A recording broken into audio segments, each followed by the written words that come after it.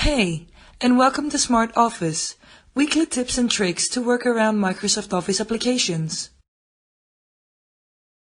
Today, I will show you something that has to do with Microsoft Outlook.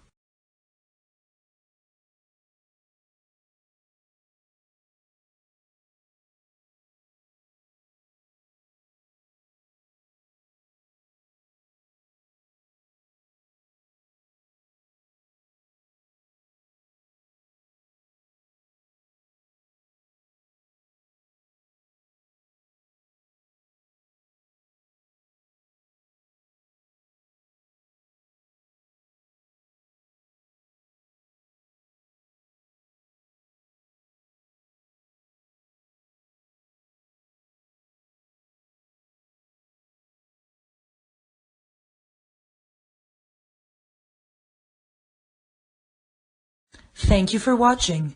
If you liked what you saw in this video, go ahead and subscribe to my YouTube channel. If you have any questions or suggestions, head down to the comment section and let me know.